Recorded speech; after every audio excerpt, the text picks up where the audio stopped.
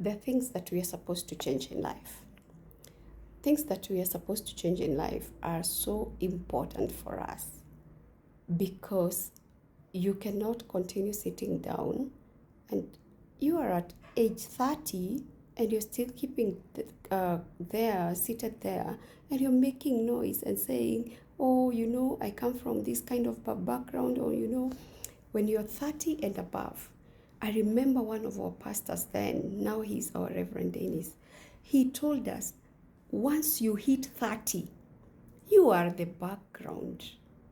You stop talking about your background and you start working on that background because ushaanza kucreate background. Nikaangalia nikaona hai, basi hapa anajua kile anasema. But that was his interpreter. But sitting down, I came to realize, at 30, already uko na watoto. By the way, at 30, nikiwa 30, nimebakisha miezi niingie 31, I was already a widow.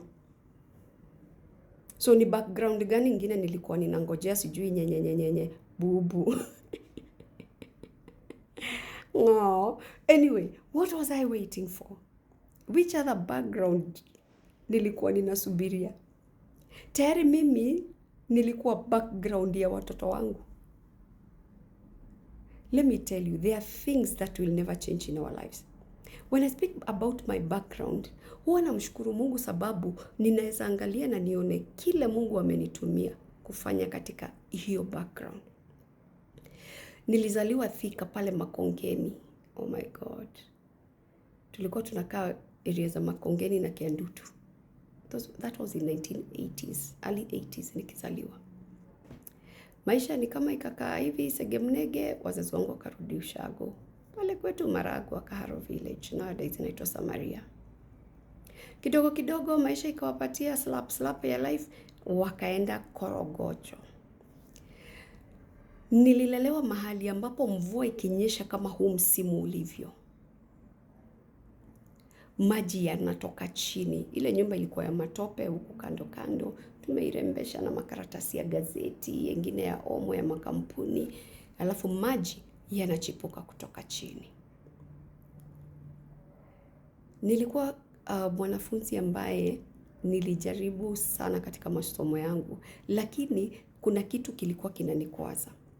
Unajua mahali nilipokuwa ninaishi, mahali nilikuzwa, I never knew anything about story buildings because we were brought up in. So mimi sikukuzwa mahali ambapo nilikuwa nimezoea kuona nyumba za mawe, kuona sijui nini. Unajua kuna watoto wamelelewa, wamekuwa, wakaerevuka, wakajikuta katika yale maboma where you found yourself. So you started understanding the kind of life, the kind of a family that you have been brought in. But for me, I saw a first story building from Korogocho, nilionea mahali panaitwa Gomongo. So nikaanza kutamani, nilikuwa natamani, like it was so interesting to see people live in that kind of setup. Actually zilikuwa zile kitambo tulikuwa tunaita sakati. So it's just nyumba ya mawe. Of course kulikuwa na moja ndefu ilikuwa inaitwa Mudhenya. But zile nyingi nilizoea wakati na nyingine ilikuwa inaitwa Boncash. Zilikuwa only 2 story building ndefu. Zingine ni hizo sakati na kama imeenda ni floor moja ama 2, but kuona zaidi ya floor 3, 4 niliona na hizo building 2. Sikumbuki Boncash ilikuwa 3 floors ama 4 floors wakati huo, and Mudhenya ndio ilikuwa ndefu. So kukawa na shida huko, hiyo nyumba sijui nini, hizo mfurutano huwa kwa slums. Tukahama, we moved to Gomongo. So hapo mahali tulikuwa tunaishi chini ya line ya power. So nimeona watu wakati wanabomolewa, wanafukuzwa mahali, wanakaa hapo mahali unaenda unapata ni comfort zone. So kwa ile tuli improve. It was now from a matope house to a mabati house. Ilikuwa imetengenezwa na hizi mabati zinaitwa drums. Unajua zile drums zinapasuliwa. My story of life is so long. Huku nako tulikuwa tunateka maji ya mvua ndani ya nyumba.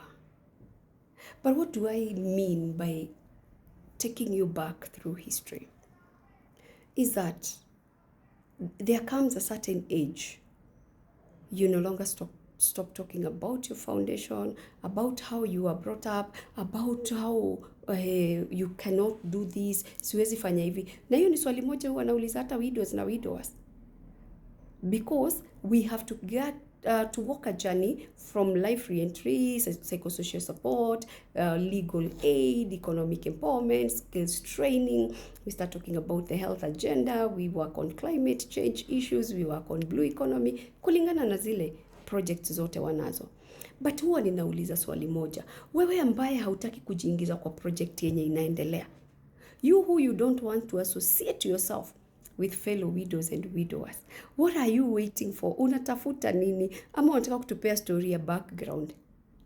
Get to know you are the background at a certain age. There comes a time you are the background. Na watoto watakuuliza siku moja, mami ulikuwa unafanya nini wengine wakifanya hivi na hivi? Dadi ulikuwa unafanya nini wengine wakifanya hivi na hivi? So tuache kuwekelea wazazi. Tumewekelea wazazi makosa mingi hai. Tumezidi hata sisi. So let's get to that place where we can do the things that we are supposed to do. We can work on what we are supposed to do to the glory and honor of God. And we stop dwelling on what our past was like. And like tunakaa hapo tuko glued.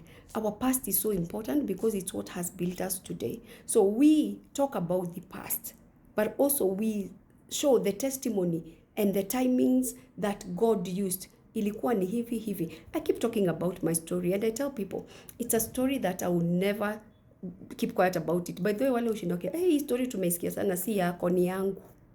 It's mine. It's my story. So when I'm talking about my story, I feel so good when I'm talking about it because I know there are people who draw strength from it. Actually, just the other day, Prophetess Monica posted our interview. Imekuwa kipindi sijaenda media because I had taken a break.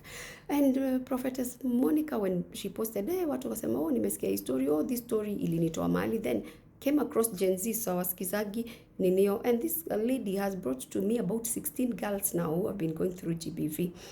And I was like, oh my God. She was like, this is the first time I'm hearing of my story.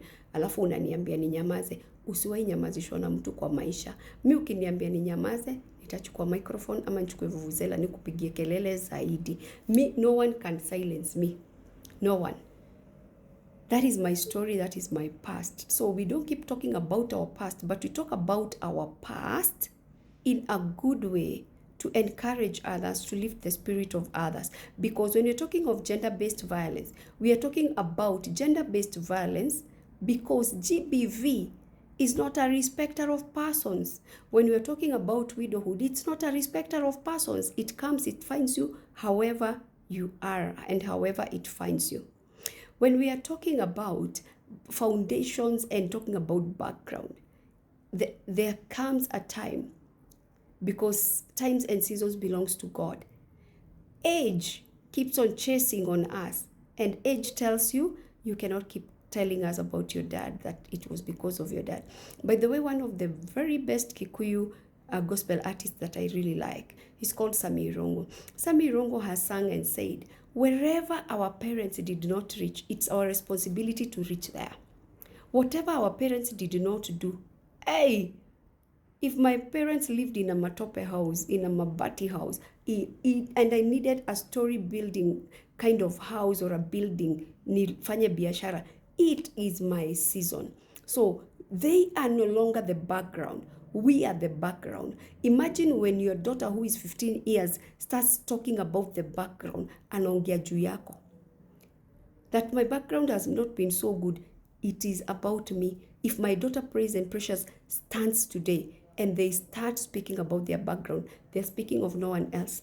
They're speaking about their mother, who has not been a good role model. So that's how their background is kind of not good. So when our children in this generation, if you're a millennial and your daughters and sons are talking about their background, ni wewe wanaongelea. Kama watu wako ni Gen Z na wanasema background yao ni mbaya, ni wewe wanaongelea. Kama ni Gen Alpha, itakuwa ni some of the late millennials na some of Gen Zs. God bless you.